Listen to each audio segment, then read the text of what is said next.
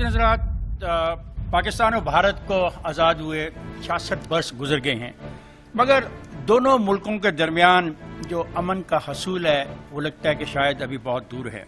दोनों मुल्कों के अवाम की अक्सरियत गुर्बत का सामना कर रही है, और जब तक इन ममालिक के तल्लुकात बेहतर नहीं होते, उन अवाम की ज़िंदगी बदलने की जो कोशिशें दोनों तरफ हो रही हैं उसमें कामयाबी मुमकिन नहीं नज़र आती। पर सवाल ये पैदा होता है कि ऐसा मुमकिन क्यों नहीं है? वो कौन से मसाइल हैं जिनकी बिना पर ये आपस में बैठ के मामलात को रिजॉल्व नहीं कर सकते? क्या कोई ऐसी ताकत है जो इन मामलात को तय नहीं होने दे रही? हर दफ़ा जब कदम अमन की तरफ बढ़ते हैं तो महसूस होता है कि उन बढ़ते हुए कदमों को पीछे आना पड़ता है, लगता है किसी ने धकेल दिया है। इस हवाले से आज जियो न्यूज़ ने पाकिस्तानी और भारतीय पार्लियामेंटेरियंस के माबैन इस मुज़ाकरे का एहतमाम किया है, और मेरे साथी मेज़बान हामिद मीर आपसे मेहमानों का तारफ़ कराएंगे। जनाब हामिद मीर। शुक्रिया इफ्तिखार अहमद साहब। आज की इस ग्रेट इंडो पाक डिबेट में हमारे साथ पाकिस्तान और भारत के कुछ मायनाज सियासतदान मौजूद हैं। सबसे पहले मैं जो अपने भारतीय मेहमान हैं उनका तारुफ करवाऊंगा। हमारे साथ मौजूद हैं जनाब मणिशंकर आयर साहब, भारतीय लोकसभा के रुकन और कांग्रेस पार्टी से उनका ताल्लुक। बहुत शुक्रिया आपका। उनके साथ हमारे मेहमान हैं जनाब असदुद्दीन अवैसी साहब, मजलिस-ए-इत्तेहादुल मुस्लिमीन के सदर हैं, हैदराबाद से भारतीय लोकसभा के रुकन। आपको भी बहुत शुक्रिया।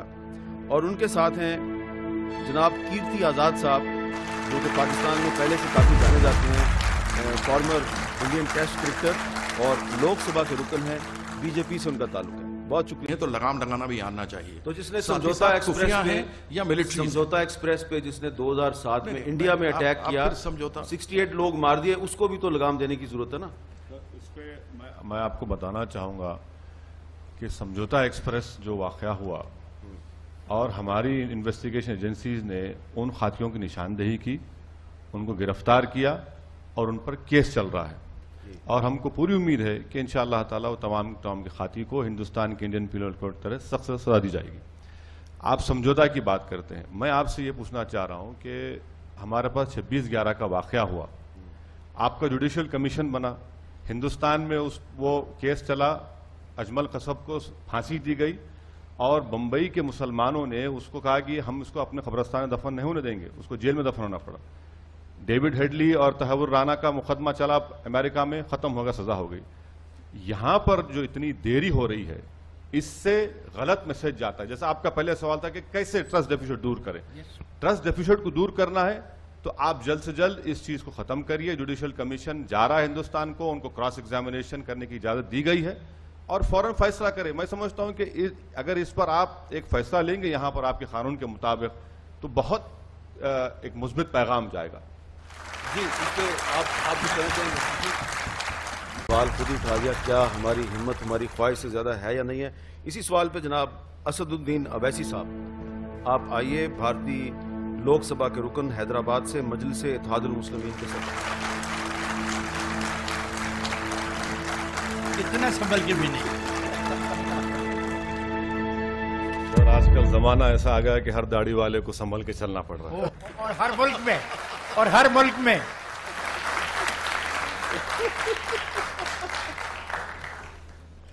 ये मगरबी दुनिया की वजह से है।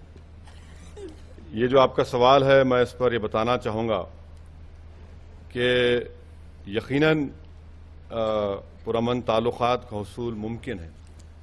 ये सवाल इसलिए गलत है कि ताल्लुकात हिंदुस्तान और पाकिस्तान में आज भी बरकरार हैं, सिफारती ताल्लुकात बरकरार हैं।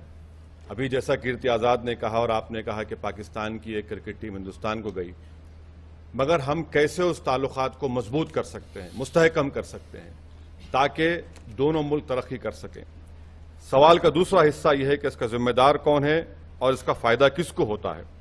देखिए, इसका फ़ायदा उन लोगों को होता है जो पाकिस्तान के अवाम और हिंदुस्तान के अवाम को चैन और अमन से रहना देना चाहते हैं।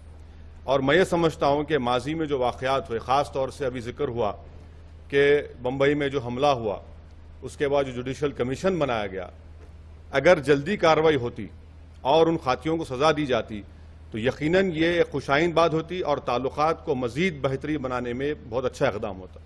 دوسری بات یہ کہ ہندوستان یہ کہتا ہے کہ آپ کی سرزمین کو ان لوگوں کو استعمال کرنے ہرگز مت دیجیے جو ہندوستان کے خلاف دہشت گردی کے واقعات ملوث ہوتے ہیں. مثال کے طور پر عید کے دن قذافی اسٹیڈیم میں کیا کہا گیا جماعت الدعویٰ کے لیڈر حافظ سعید نے کہ ہم ہندوستان کے خلاف جہاد کریں گے. ہم یہ آپ سے کہنا چاہ رہے ہیں کہ جمہوریت میں اختیار سب کو ہے، مگر آپ اگر اپنی سرزمین سے اس طرح کے بیانات دیے جائیں گے تو تعلقات اچھے نہیں ہو سکتے.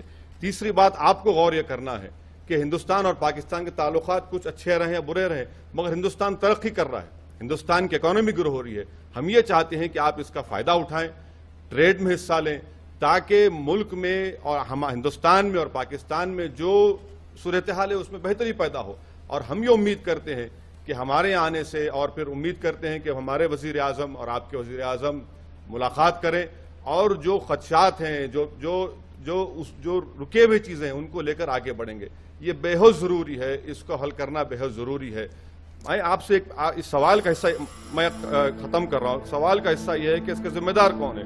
میں پاکستانی عوام کو بتانا چاہوں گا کہ مارچ 2004 میں آپ کے اس وقت کے جو وزیر ریلوے تھے اشرف قاضی صاحب نے کیا بیان دیا کہ جو ہندوستان میں دہشت گردی ہوئی اس کا ذمہ دار انہوں نے دہشت گرد تنظیم کو قرار دیا.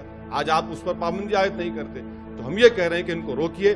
آپ ہم سے حاصل کیجئے کہ بہت سی چیزیں، غریبی ہے، آپ کے سوات میں دوائوں کی ضرورت ہے، ہندوستان میں 60% دوائیں کم ہیں. تو میں سمجھتا ہوں کہ ان چیزوں کو ایڈریس کرنے سے ہم آگے بڑھتے ہیں. بہت شکریہ. عرض کرنا چاہتا ہوں کہ معاملات بیانات کے نہیں ہیں.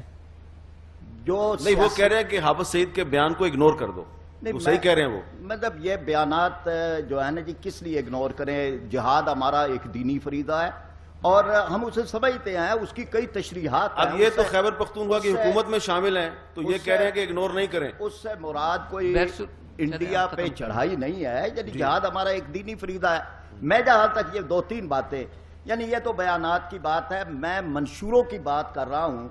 بی جے پی کے منشور میں اکھنڈ بھارت ہے اور اسی طرح سے RSS جو ہے وہ کہتے ہیں مسلمان غیر ملکی ہیں. جن سنگھ کہتی ہے کہ جی مسلمانوں کی تہذیبی کریا کرم کرنا چاہیے. شیو سینا کہتی ہے مسلمانوں اور عیسائیوں کا میں اچھا، یہ آپ نے 3 باتیں کر دی. یہ بڑی 3 اہم باتیں ہیں. کیرتی آزاد صاحب ذرا میں اس کا جواب دوں گا. مجھے لگتا ہے کہ ہمارے فاضل دوست کو بڑی تکلیف ہے کہ بنگلہ دیش میں جماعت اسلامی کے لوگ گرفتار ہو رہے ہیں اور جیل کو جا رہے ہیں. آپ وہاں کا غصہ ہندوستان اور پاکستان میں مت نکالیے. نہیں، ٹھیک ہے. دوسری بات نہیں، Farid no cross talk please, no cross talk please. ہمیں مخاطب جواب دے لینے دینا. سچائی جو ہے کڑوی ہوتی ہے.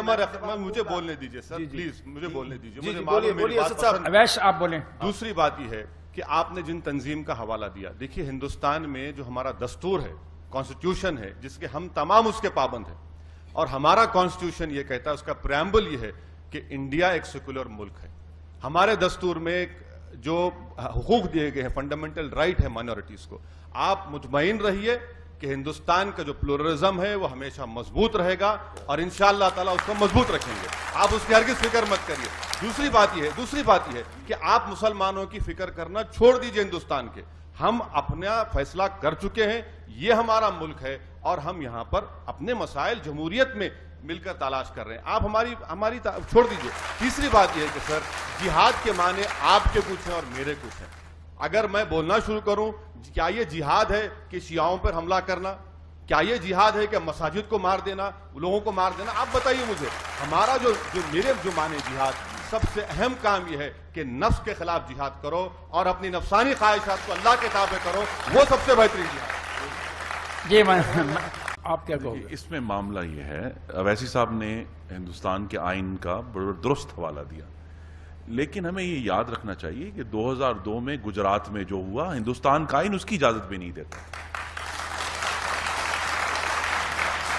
وہ دیکھیں، ہمیں یہی تو معاملہ ہے کہ اتنے تلخ واقعات کے باوجود اگر ہماری کمٹمنٹ ہے، اور میں یہی دہراتا ہوں کہ ہمیں فوکس کرنا چاہیے کہ دونوں ملکوں کی جو منتخب قیادتیں ہیں وہ کیا کر رہی ہیں. اس لیے میں نے جو اگست میں جو ٹینشن ہوئی اس کا حوالہ دیا کہ ہمیں اس لیے پریشانی ہوئی کہ وہ آوازیں ہندوستان کی پارلیمان میں سے آ رہی تھی.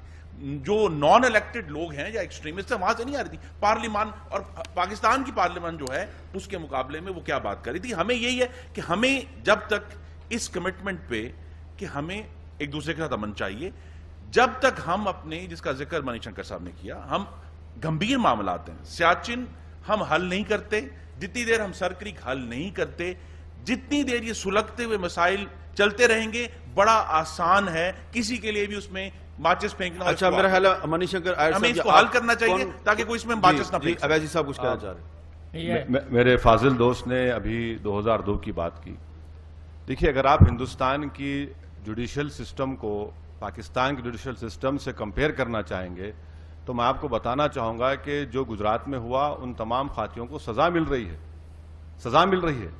اور میں آپ ہی کے اخبار میں جب ملک میں ہم یہاں لینڈ کیے تو آپ ہی کے چینل پر ہم رات میں 1:30 بجے دیکھ رہے تھے اسلام آباد ایئرپورٹ پر کہ کسی بڑے قائد جو کراچی کے تھے ان کے وٹنس کو گولی مار دی گئی. تو جوڈیشل سسٹم کی بات آپ دیکھ لیجئے. آپ دیکھیے ہماری جمہوریت میں اگر کوئی غلطی کرتا ہے تو یقیناً اس کو سزا دی جائے گی. اور میں آپ سے ادباً گزارش کرنا چاہ رہا ہوں کہ آپ ہندوستان کے مسلمانوں کی پلیز فکر کرنا چھوڑ دیجئے. یہاں کے ملک کے مسائل کا حل تلاش کریے. ہم آپ کا مسائل کا حل تلاش کرنے میں آسانی پیدا کریں گے. ہم نے فیصلہ کر لیا 60 سال پہلے کہ ہمارا ملک ہندوستان ہے. خواجہ اجمیری کی سرزمین ہماری سرزمین ہے. تو آپ اس کا چھوڑ دیجئے. دوسری بات خرم صاحب آپ بھول رہے ہیں کہ آپ ہی کی پارلیمان نے سب سے پہلے ریزولوشن پاس کیا، اس کے بعد ہندوستان کی پارلیمنٹ میں کیا. پہلے آپ نے کیا. آپ بار بار یہ کہہ رہے ہیں کہ ہندوستان کی لوک سبھا میں اراکین لوک سبھا نے بیان دیا. پہلے آپ کی قومی اسمبلی میں اس واقعے کے جو بھی لیجئے آپ نے اپنا پرسپشن دیا اور قرارداد کو پاس کیا. اور یہ بات بالکل فیکٹ ہے کہ وہاں پر ظلم ہوا، وہاں پر غلطی ہوئی اور اس غلطی پر ریاکٹ کرنا ایک ملک کا اہم فریضہ ہے جو آپ کا بھی فریضہ ہے. اچھا نوید قمر میں